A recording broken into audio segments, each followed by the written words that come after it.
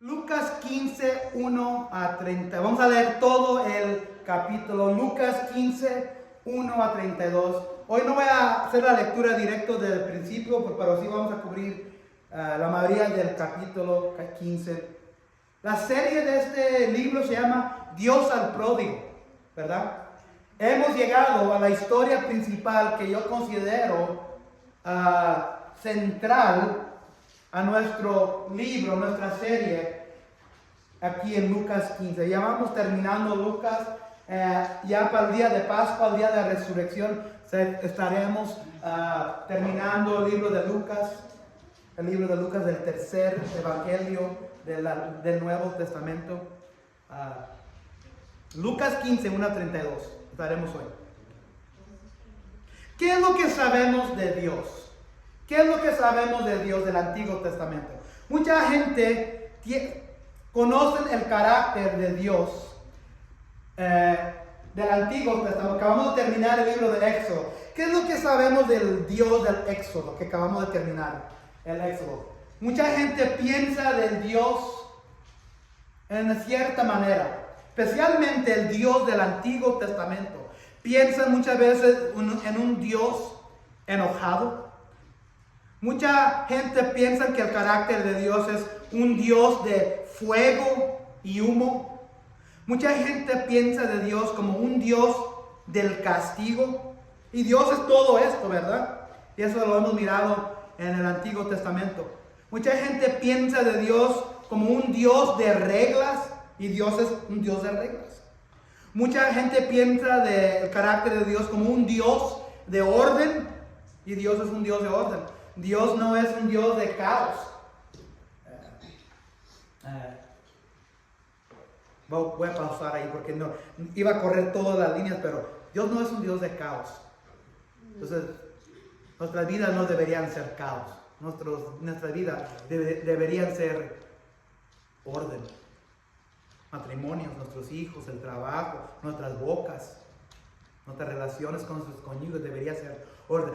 Mucha gente piensa el carácter de Dios que es un Dios con una faja, listo para los que desobedecen, ¿verdad? Es lo que mucha gente piensa del Dios del Antiguo Testamento. O piensan de un Dios que está listo para castigar con la faja, ¿verdad? Y Dios es todo esto. Pero aquí, ahora que hemos comenzado y ya casi vamos a terminar el libro, el Evangelio de Lucas, hemos mirado un diferente Dios por medio de Jesús. Y Jesús es Dios. Jesús es la segunda persona de la Trinidad. Jesús es la segunda persona del Dios Trino, Padre, Hijo y Espíritu Santo. Amén. Y aquí en Lucas hemos mirado un Dios diferente. Un Dios que cambia los ojos y está cambiando los ojos y los corazones de la gente. Estamos mirando un Dios a los perdidos. Un Dios a los que han tocado fondo. Y hoy vamos a hablar más de eso.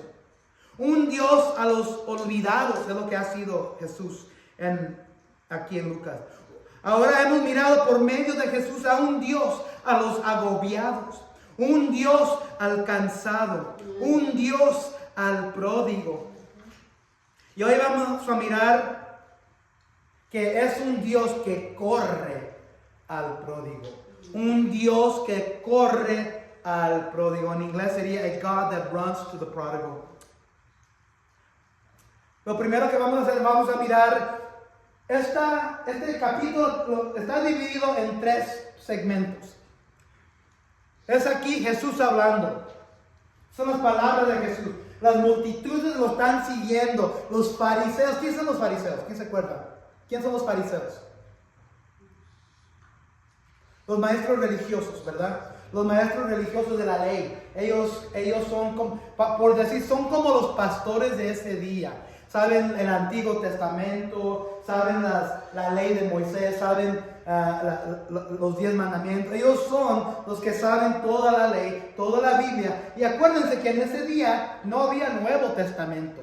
El Nuevo Testamento estaba siendo todavía escrito. Entonces para ellos la Biblia era el Antiguo Testamento. Hay mucha gente que dice, no me gusta leer el Antiguo Testamento porque no tiene sentido para mí hoy.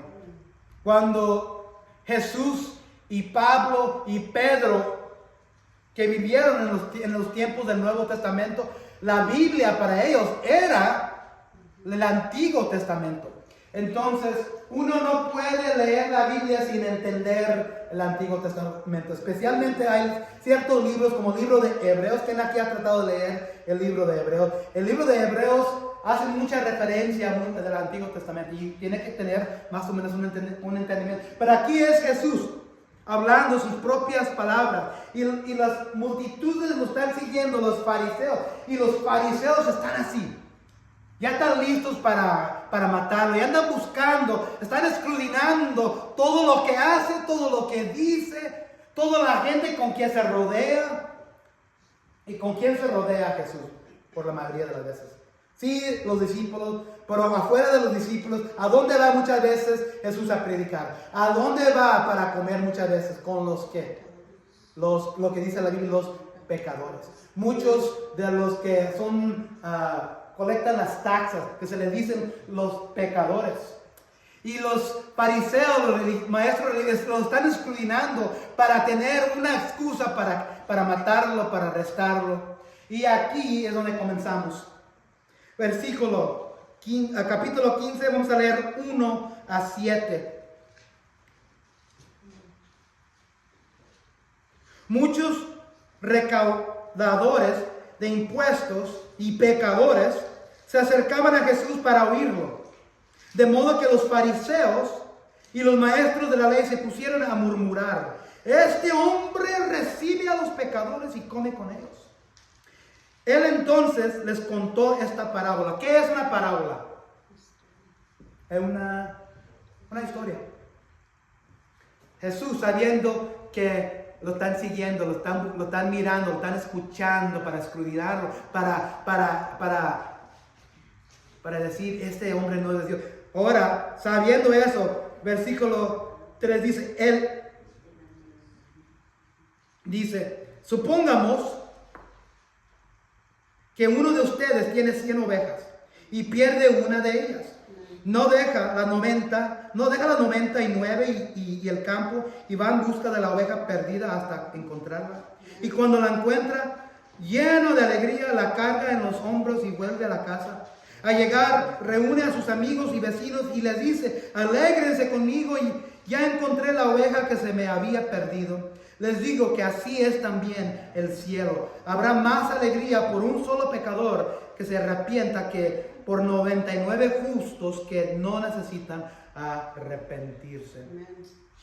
Entonces aquí Jesús comienza con una parábola, una historia.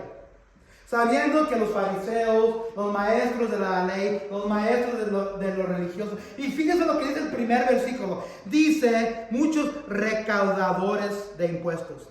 ¿A quién le gusta pagar los impuestos? Ya viene el día para pagar a la IRS aquí, ¿verdad? A nadie. Yo estoy preparando para pagar. ¿A quién le gusta? Levanta su mano si le gusta pagar los impuestos. Nadie. Y el problema con los recaudadores de impuestos en ese día, ellos estaban recaudando taxas para Roma.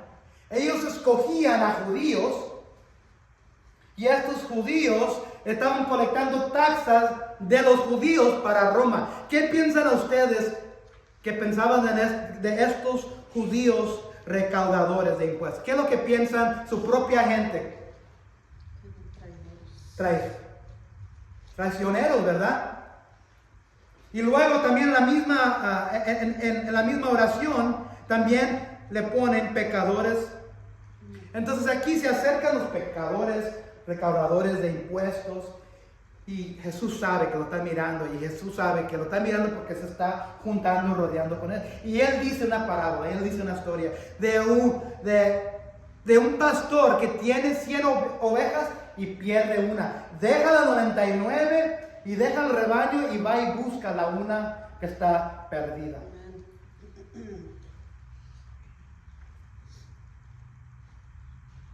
Lo que vamos a ver, que aquí lo que está haciendo Jesús, está diciendo dos historias en preparación por la historia que vamos a mirar aquí en unos versículos.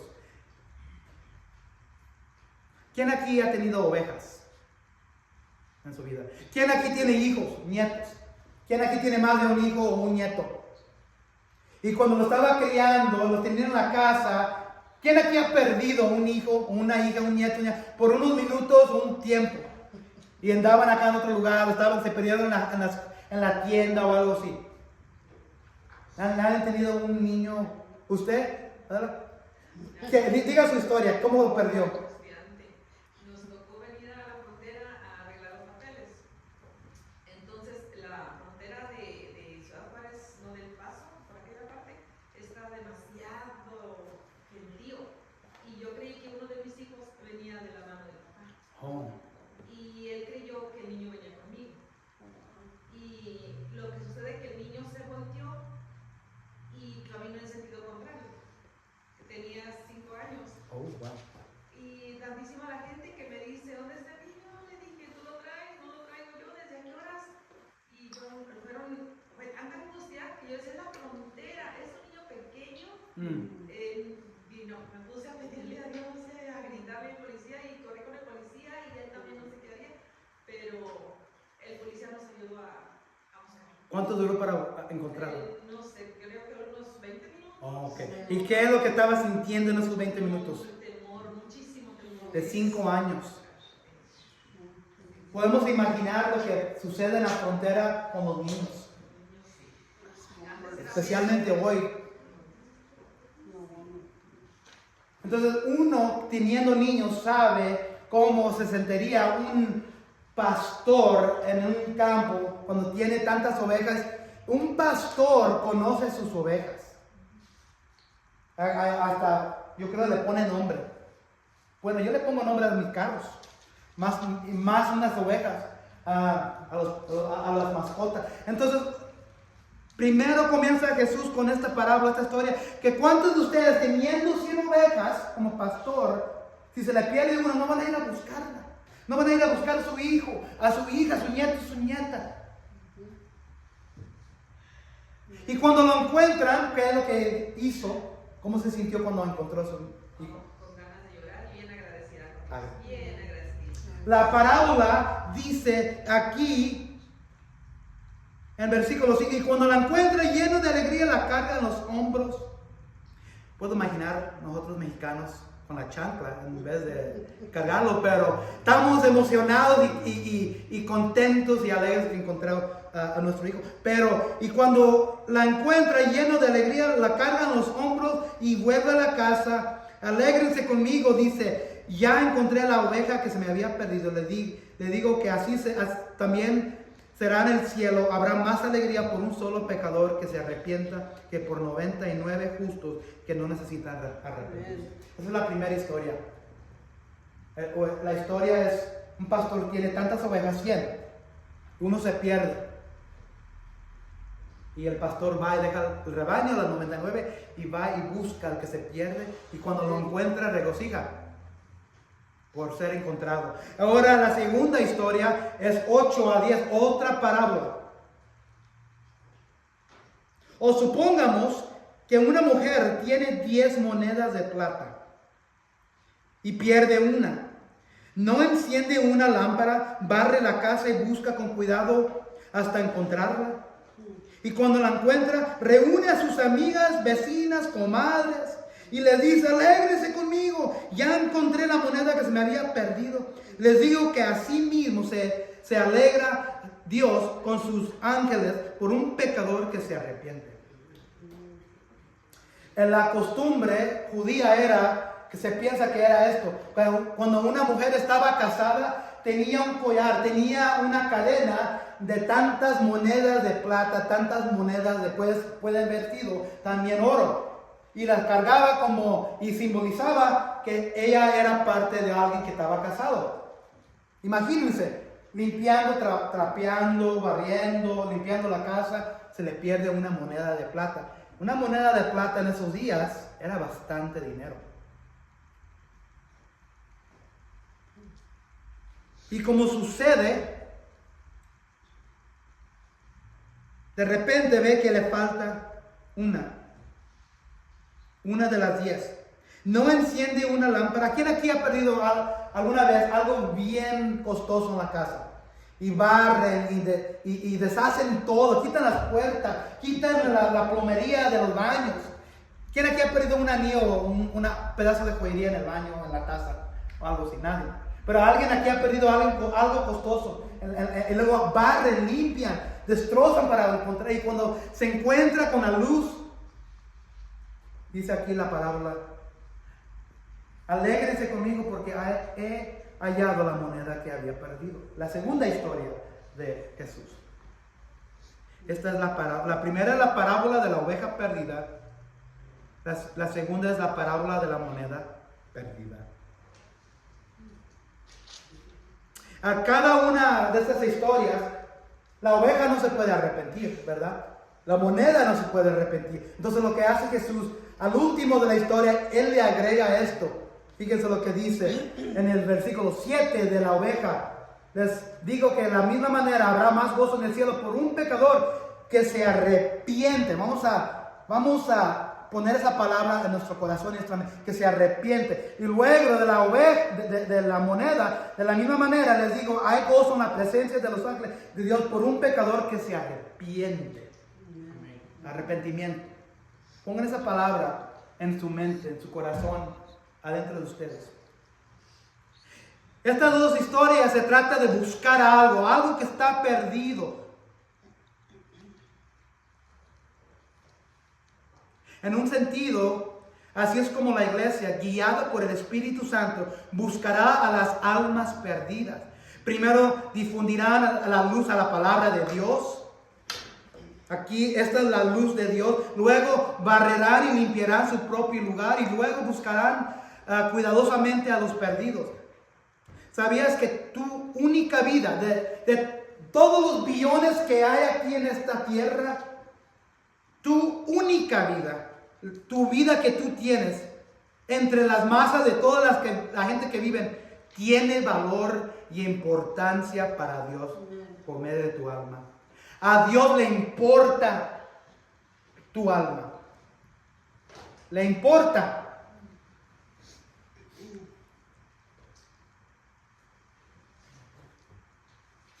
Y es importante saber apuntarnos al gozo. Muchas veces no pensamos a Dios gozando, pero aquí la palabra dice que Dios goza. No solemos pensar que Dios se regocija, pero este pasaje nos dice que lo que hace y en qué circunstancias. No lo tengo aquí en la pantalla, pero Isaías 62:5 dice: como un joven que se casa con una joven, así el que te edifica se casará contigo. Como un novio que se regocija por su novia, así tu Dios se regocijará por ti. Sofonías 3:17 dice: porque el Señor tu Dios está en medio de ti como poderoso guerrero que salva. Se deleitará en ti con gozo, te renovará con su amor, se alegrará por ti con cantos.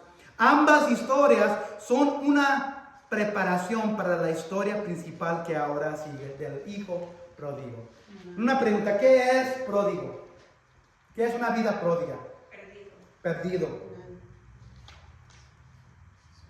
Una vida gastada, ¿verdad? Una vida o algo que se tira. Como si yo les doy a mis hijos $100 cada uno. Si yo tengo 4 hijos, no tengo hijos. Pues si yo le diera $100 a cada hijo para que lo usen bien, y lo tiran, o lo abusan, o no lo alzan y lo pierden, eso es ser algo pródigo. Y ahora vamos a ver la historia, la parábola del hijo pródigo. El primer punto que quiero que saquemos de aquí es que nada satisface más que la herencia de Cristo y nada te deja más vacío que los placeres instantáneos de hoy. Nada satisface más que la herencia de Cristo y nada te deja más vacío y seco que los placeres instantáneos de hoy. 11 a 14 a 16 voy a leer. Un hombre, ahora comienza Dios diciendo la tercera historia. Un hombre tenía 2 hijos. Continuó Jesús. El menor de ellos le dijo a su padre: papá, dame lo que me toca de la herencia. Así que el padre repartió sus bienes entre los 2. Poco después el hijo menor juntó todo lo que tenía y se fue a un país lejano. Allí vivió desenfrenadamente y derrochó su herencia. Cuando ya lo había gastado todo, sobrevino una gran escasez en la región y él comenzó a pasar necesidad. Así que fue y consiguió empleo con un ciudadano de aquel país, quien lo mandó a sus campos a cuidar cerdos. Tanta hambre tenía que hubiera querido llenarse el estómago con la comida que daban a los cerdos, pero aún así nadie le daba nada.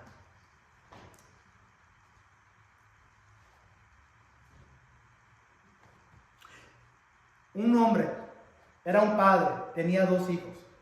Acuérdense que cada personaje aquí en esta historia significa alguien. Había un señor, un hombre, un padre, tenía 2 hijos.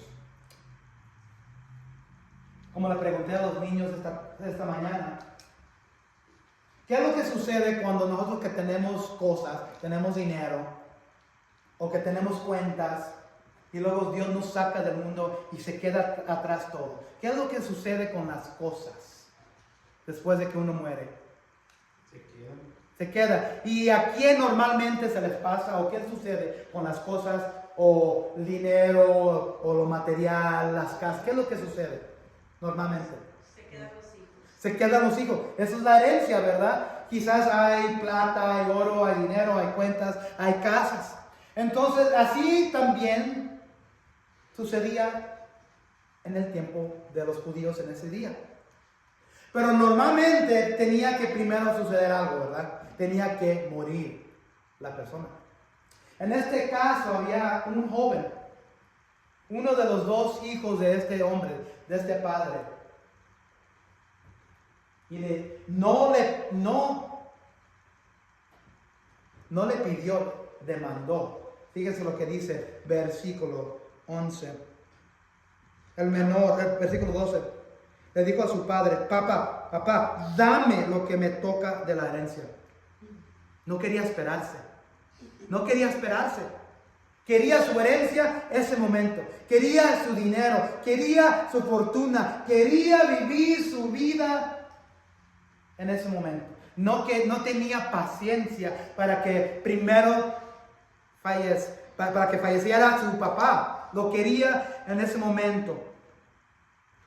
Muchas veces nosotros hoy queremos gratificación instantánea, porque somos un pueblo. No estoy hablando del pueblo hispano, estamos hablando del pueblo, de la raza humana. Queremos los placeres en este momento, queremos las gratificaciones instantáneas en este momento, queremos lo bueno, queremos vivir, como dice la canción de Enrique, queremos vivir la vida loca en este momento y no queremos esperarnos. El hijo le demandó: dame lo que me pertenece. ¿Y qué es lo que hace el padre? Así que el padre repartió sus bienes entre los 2. Poco después el hijo menor juntó todo lo que tenía y se fue a un país lejano. Allí vivió desenfrenadamente y derrochó su herencia. Entonces el hijo recibe su fortuna, su herencia, se aleja de la casa, se aleja de su padre y va y gasta todo lo que tenía, viviendo una vida desenfrenada. ¿Por qué se aleja este hijo? ¿Por qué piensa ustedes que este hijo se va de la casa, se va de su padre, se va de la familia, se va a un lugar, un país lejano y vive su vida desenfrenada ahí? ¿Por qué piensan ustedes que este hijo se fue?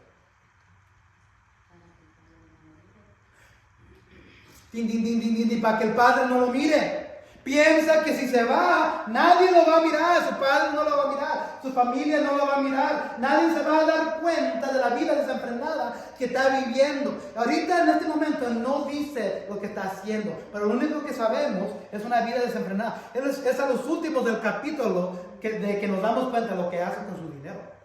Pero se aleja. Mucha gente en la iglesia se aleja de la iglesia. ¿Por qué? Se retiran, se salen, se van lejos. Cuando se dan cuenta, Prefiero irme, sacarme, alejarme de la gente que me rodea, de los que me quieren, de mi familia, porque no quieren que ellos vean el tipo de vida que ellos van a vivir. Yo he estado rodeado de la iglesia pues, desde que era adolescente, 12, 13 años. Yo vine a Cristo, Dios me abrió mis ojos y me arrepentí como a la adolescencia. Y lo que he mirado, especialmente los últimos 12 años en la iglesia americana. Yo amo la iglesia americana, ellos son nuestra familia. Pero lo que he mirado muchas veces, cuando los hijos vienen y están en las clases dominicales de niños cada domingo, están en los estudios bíblicos con sus padres o madres, y luego cuando gradúan de la escuela, agarran su trabajo, se van de la iglesia y viven sus vidas desenfrenadas. Yo lo he visto. Y aún con padres cristianos.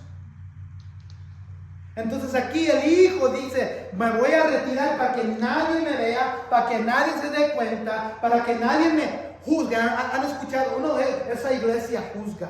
¿Ves lo que hace? Ellos juzgan. La iglesia no juzga. Ese es el Espíritu Santo dando convicción en tu corazón, diciéndote que tú no lo deberías hacer, pero no, la iglesia juzga. No. Cuando ustedes como padres y abuelos disciplinan a sus hijos, ¿por qué lo hacen? Porque están juzgando a sus hijos. Los están disciplinando porque los aman. Porque no quieren que se desvíen, no quieren que se vayan a juntar con gente que no se debería juntar, que no vayan a salir haciendo las cosas que no deberían. La iglesia no está aquí la iglesia está aquí para corregir, para enseñar, pero la gente se va de la familia para hacer sus cosas. Y aquí es lo que hace el hijo se va.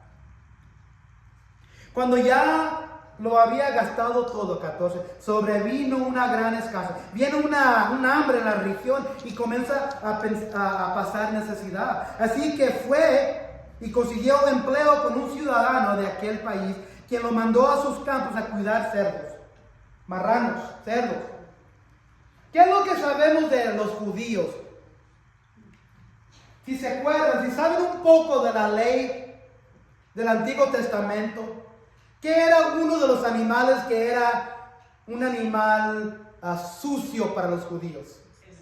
El marrano, el cerdo. Y aquí la historia está diciendo, acuérdense que Jesús está diciendo esta historia, la está contando con la perspectiva de un hombre judío. Así para que la gente que está escuchando la historia sepan que este joven se fue. Y ahora no le importaba que estuviera rodeado por estos cerdos, estos marranos. No nomás se rodea, ahora va y se contrata con alguien que da de comer a los marranos. Tanta hambre que tenía que hubiera querido llenarse el estómago con la comida que daban a los cerdos. Pero aún así nadie le daba nada. Aún rodeado con los cerdos, dándole de comer a los cerdos, no había suficiente comida para él. Y él estaba pasando hambre. En su gratificación instantánea, todo eso se marchitó. Vivió una vida desenfrenada y ya cuando no podía vivir esa vida desenfrenada, tenía una necesidad. Y el mundo no le pudo ofrecer lo que él necesitaba para llenar su corazón, su alma. Trató de hacerlo de su propio esfuerzo y no pudo. Siempre tenía un hambre. ¿Cuántos de nosotros en una vez en tiempo en nuestra vida, aún hoy, quizás en este momento, hemos tenido una necesidad, un hambre y no tenemos suficiente para llenar nuestras almas? Lo que ofrece el mundo no nos llena, nos deja seco, nos deja hambriente, nos deja chupado, nos deja tirado y no podemos hacer nada de nuestro propio esfuerzo y nadie nos puede ayudar. ¿Cuántos de nosotros hemos vivido vidas desenfrenadas y seguimos tratando de hacerlo de nuestro propio esfuerzo, nuestra propia manera, y nada satisface? Es aquí donde está este hijo.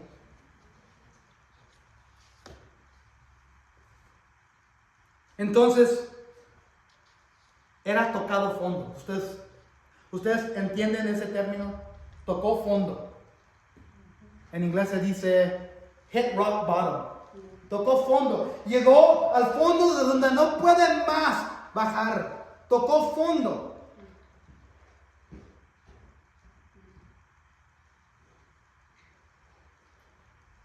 Seguimos adelante. Y el segundo punto que vamos a mirar ahora en 17 a 24 es cuando nos encontramos en arrepentimiento, Dios corre y nos encuentra.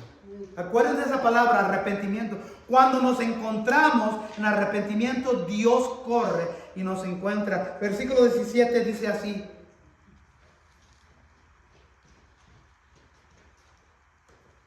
Por fin, ahora está hablando otra vez de Jesús hablando, por fin recapacitó y se dijo, ¿cuántos jornaleros de mi padre tienen comida de sobra?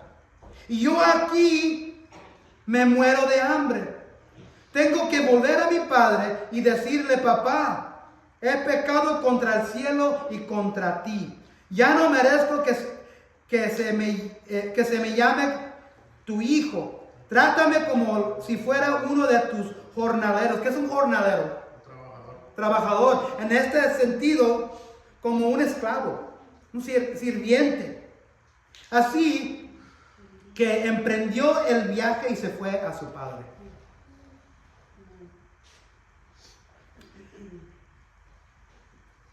El hijo ha tocado el fondo. Ya no puede. Pero fíjense lo que dice aquí el versículo, en versículo 17. Por fin recapacitó. ¿Qué significa eso? Recapacitó. Se arrepintió. Eso es lo que significa. En ese momento, tenía un momento de claridad. En ese momento, se le abrió su mente y dijo, qué tonto, qué tonto. Se le abrió en claridad en ese momento, tenía un momento de claridad y recapacitó, se pudo juntar y decir, ay, qué tonto. Yo he tenido así momentos donde en mi estupidez, en un momento de claridad, de repente, qué tontería he hecho. Oye, ¿por qué lo hice? ¿Quién ha tenido un momento de claridad así, donde de repente uno dice, ay, ¿qué es lo que estaba pensando? El hijo de repente se le abren los ojos, su mente, y dice, ¿qué es lo que estaba pensando? En ese momento, como dijo Roberto, era el momento que pudo recapacitar y decir, comenzó a decirse, me arrepiento. Pero fíjense lo que sigue adelante. Y digo, ¿cuántos jornaleros, siervos, sirvientes, como quieran decir, de mi padre tienen comida de sobra y yo aquí me muero? Quiero que miren algo. Cuando, como le dije a los niños esta mañana, le voy a preguntar a Octavius. I'm a pick on you, Octavius. Cuando tienen un niño, un hijo, un nieto, o voy a también a preguntarle a Daphne. Cuando le dicen a su hijo o hija que no lo hagan y desobedecen, y en el momento ustedes lo agarran en medio del momento están desobedeciendo, están haciendo en ese momento lo que ustedes le dijeron que no hicieran. El padre o el abuelo lo agarra en ese momento. Y muchas veces los hijos, nietos dicen, I'm sorry, ¿verdad? Pero dicen I'm sorry o dicen perdón, no porque se arrepientan, porque fueron encontrados. Hay una diferencia, es decir, perdóname, pero están pidiendo perdón no porque se arrepienten, pero porque fueron encontrados. Y luego hay otro donde piden perdón y cambian la dirección. Fíjese aquí, Y sabemos lo que aquí está haciendo este joven. ¿Cuántos jornaleros de mi padre tienen comida de sobre? Yo aquí. Entonces lo que está haciendo aquí el joven está planificando. Se le abrió su mente, recapacitó, de repente tiene un momento de claridad y comienza a formar un plan. Ok, tengo tanto hambre, este mundo no me ofrece lo que necesito, tengo sed, tengo hambre, el mundo no me puede dar lo que necesito. Voy a regresar a mi padre y me voy a hacer un siervo, voy a hacerme como un jornalero. Está escribiendo su plan. Vamos a ver. Me levantaré, iré. Él tiene un plan. Él va a regresarse a su padre.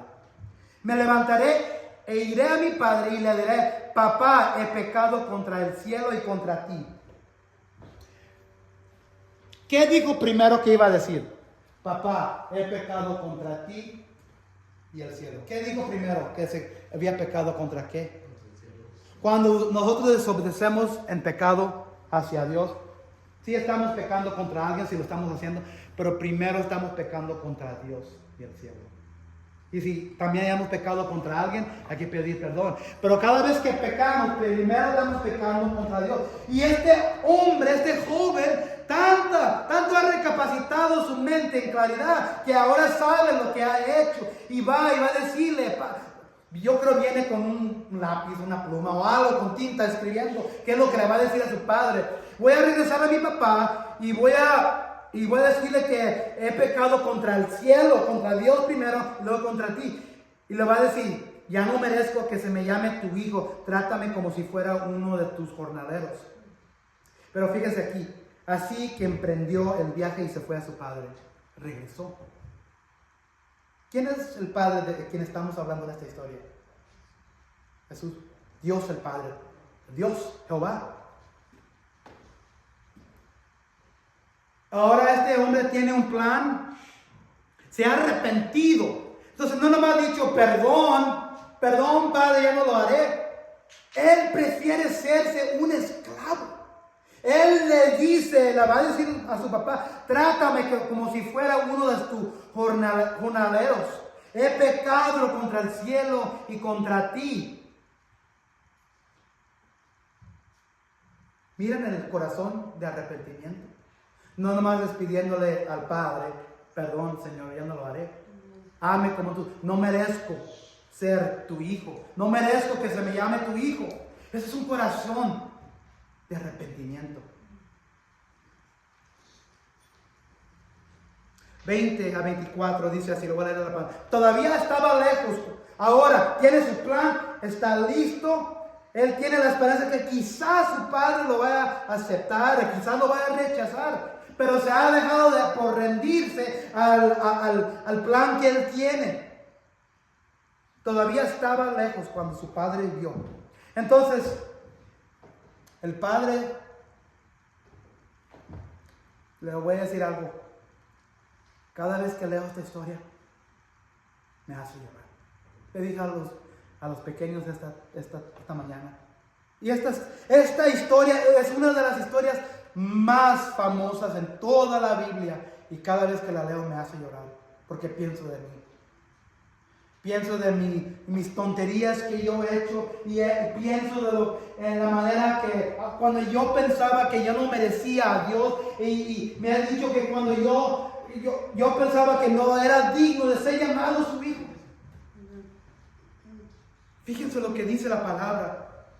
¿Quién miró primero a quién? ¿Miró el hijo a su papá? ¿A su padre? No, todavía estaba lejos cuando su padre lo vio y se compadeció de él. Era en esos días indignante de un hombre judío levantar su manto y correr. Era indigno.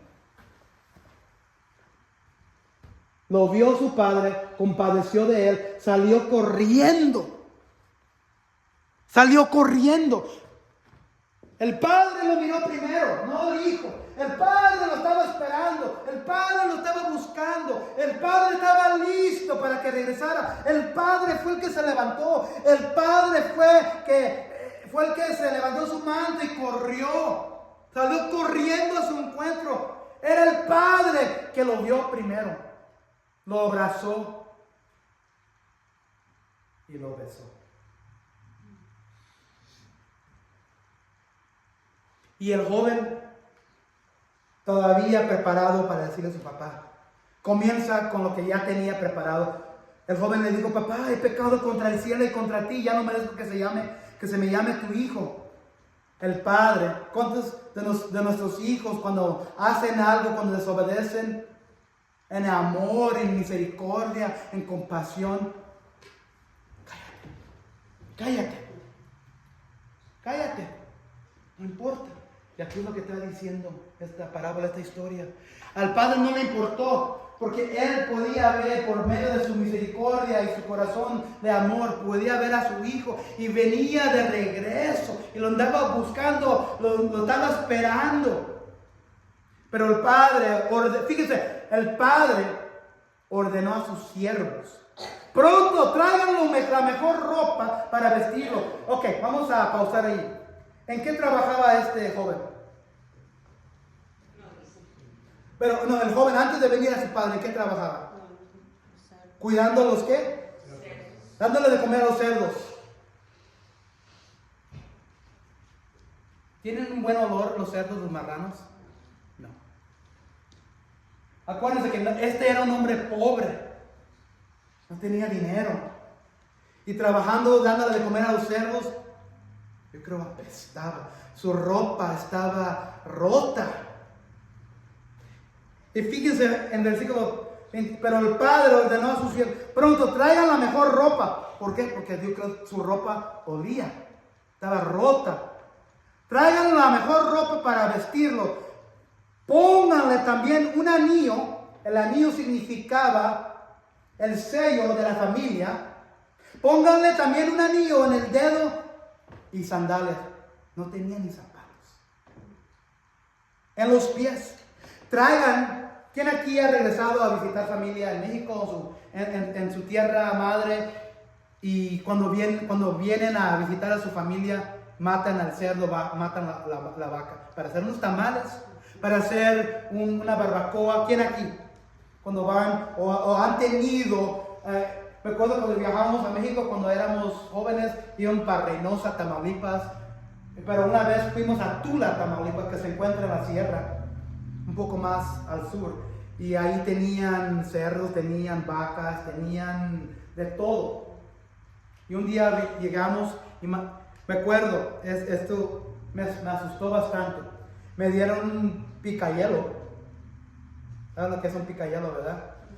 Y volteamos de boca abajo. El cerdo, a mí me tocó una pata, a mi primo otra pata, a mi tío una pata y a mi papá otra pata. Y me dieron a mí el picayelo. Y en ese momento lloré y lloré y lloré, porque ese cerdo tomó como unos media hora para morirse. Pero es lo que hace la familia cuando viene familia, y para regocijar y para festejar, para tener una celebración. Y este padre, en vez de decir: ¿qué estabas haciendo, tonto? ¿Qué te sucedió? Todo el dinero que te di, toda la fortuna que te di. No. El padre, dice la historia, ordenó, lo abrazó, lo besó, lo ordenó a sus siervos: tráiganle ropa para vestirlo, tráiganle el anillo a su dedo, tráiganle zapatos, sandalias a los pies, traigan al ternero más gordo y mátenlo para celebrar un banquete. Porque este hijo mío estaba muerto, pero ahora ha vuelto a la vida. Se había perdido, pero ahora ha sido hallado. Así que empezaron a hacer fiesta. Cuando nos encontramos en arrepentimiento, Dios corre. A Dios no le importa qué tipo de vida has vivido. A Dios no le importa qué en suciedad has estado viviendo. A Dios no le importa qué pecado has estado haciendo. A Dios no le importa cómo te mira. A Dios no le importa tu inteligencia. A Dios no le importa ¿Cómo has vivido la mayoría de tu vida? El Padre, aquí tenemos un ejemplo. El Padre es el Padre Celestial que está hablando aquí en la parábola.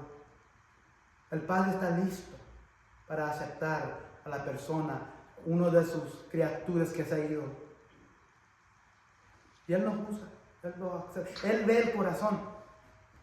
Y el tercer punto que vamos a mirar, muchas veces ahí para la parábola, muchas veces ahí para la historia. Pero ¿cuántos hijos había en el principio de la historia? 2. Pero uno tomó la herencia y lo gastó, lo destruyó, vivió la vida desenfrenada.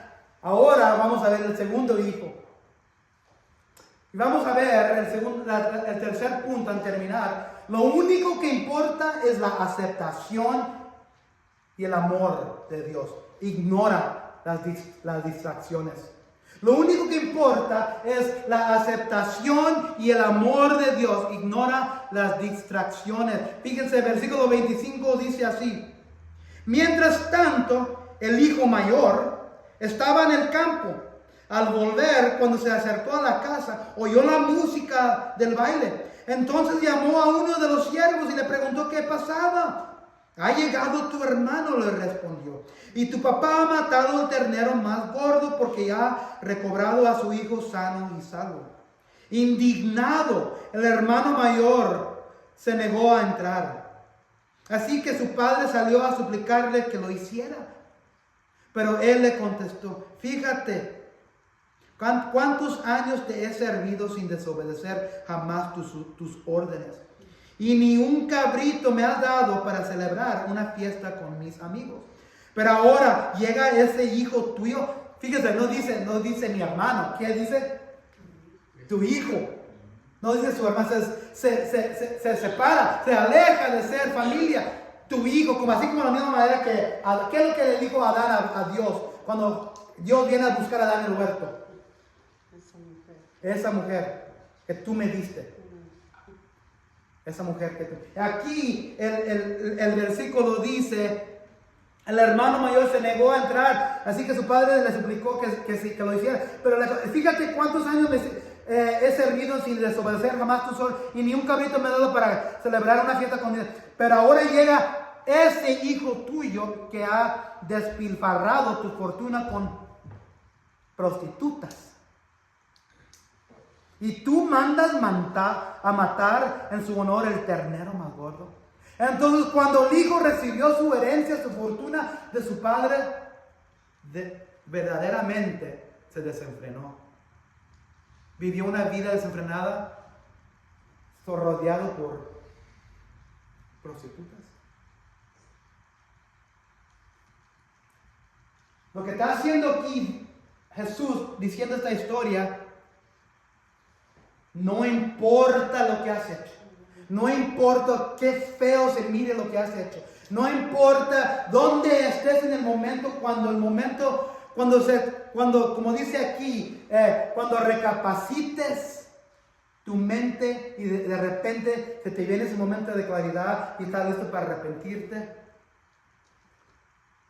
El Padre está listo para aceptarte. Pero lo que quiero que entiendamos de aquí, que este hermano le dice a su padre: todos estos años que yo te he obedecido, todos estos años que yo he estado a un lado tuyo, todos estos años que he hecho todo lo que tú me has dicho, y ninguna vez me hiciste un cabrito, ninguna vez me hiciste una fiesta, y ahora de repente tu hijo de repente hace todo lo que hizo, va y vive una vida desenfrenada, y va y vende y compra esto y esto y esto, y vive una vida de prostitución.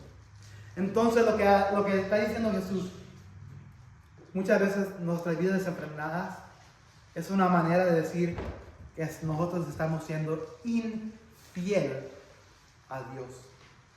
Él fue infiel a su padre. Él fue infiel a su herencia. Él fue infiel en la manera que vivió su vida desenfrenada. Esta voz de este hermano es el chisme. Son las voces de toda la gente que ve a alguien arrepentirse, que viene a Dios, ¿cómo va a cambiar esa persona? Yo lo conozco desde su juventud, yo lo conozco desde su adolescencia, yo lo conozco desde que vivíamos en el barrio, yo lo conozco como borracho, yo lo conozco como drogadito, yo lo conozco como alguien una mujer que hace puro chisme. Jamás cambiará ella, jamás cambiará él. Yo lo conozco. Y ese es el hermano. ¿Por qué, dice el hermano, el hijo del otro, el mayor? ¿Cómo le vas a dar lo mejor?